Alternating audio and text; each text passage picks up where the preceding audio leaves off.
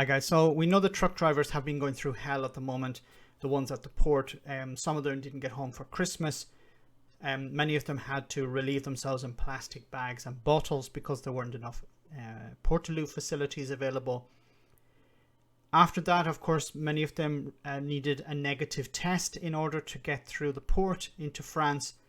And now, to add insult to injury, lorry drivers are being told that from the 1st of February, after the first 2 hours of waiting at 9 sites, waiting for the green light in order to cross the border, they'll be fined £50. Now, this move was brought in by the port authorities to reduce the disruption at the ports, because hauliers are waiting for their paperwork to clear at these special inland border facilities, and because the trucks are queuing up, it's creating a backlog, and the ports want to have them cleared. So in order to move the trucks along, they're going to impose fines. But the problem is not that the truck drivers are causing these delays, it's because the port authorities are not up to speed. They haven't been prepared for Brexit.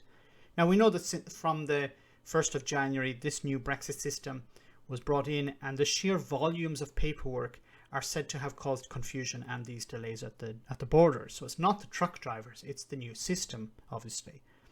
And truck drivers have said that they've been experiencing waits far longer than 2 hours, and that they've already faced extra charges.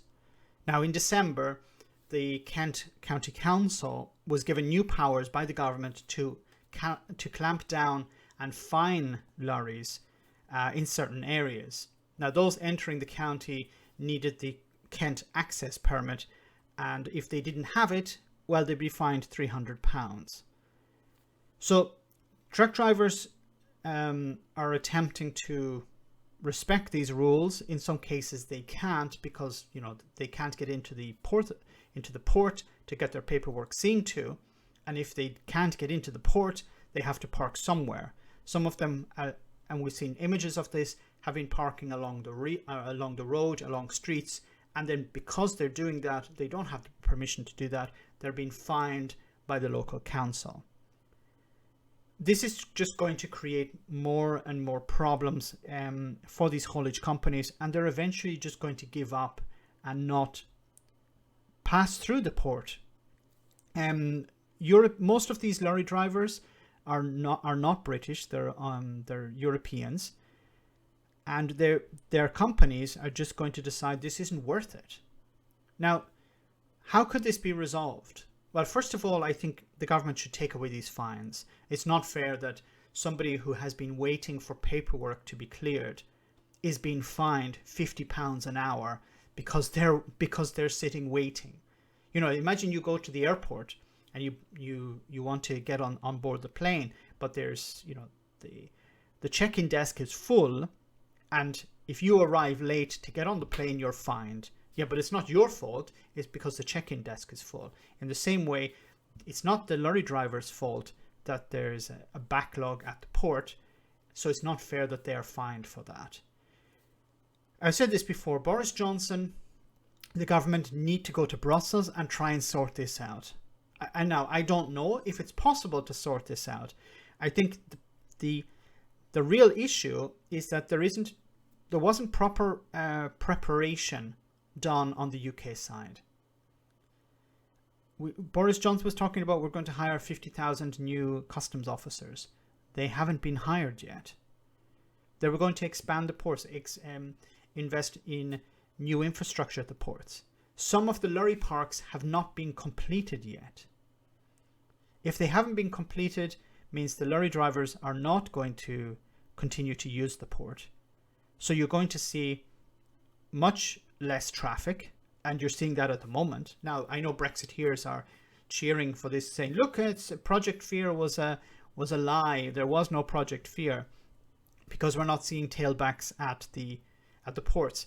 The tailbacks we're seeing are due to the extra paperwork, but there are fewer lorries because businesses are saying, look, we can't, it's no longer feasible to transport these goods across the border.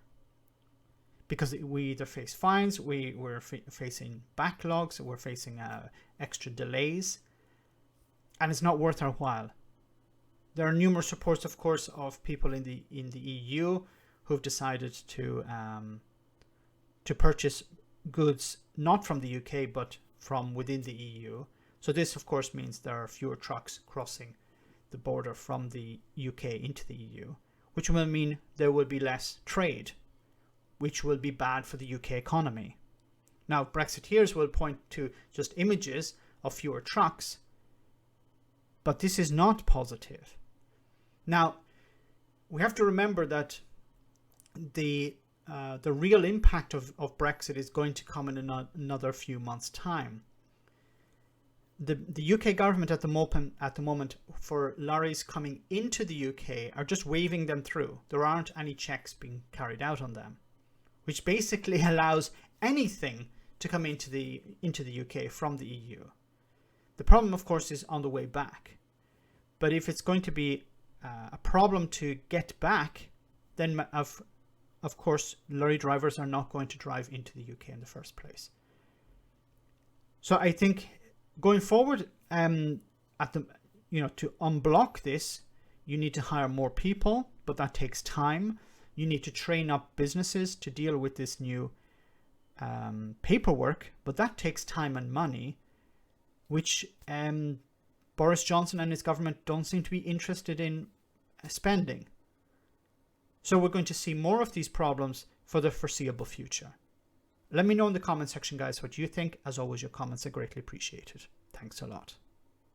I want to say a big thank you to all of my patrons. You ensure that this channel continues to exist. I'm eternally grateful for all of your support. If you join Patreon, you will receive instant access to our Discord server, where we have both audio and video chats. You can chat with me and other patrons, where we discuss important and non-important issues. Becoming a patron per month costs about the same as a large coffee, so why not check it out?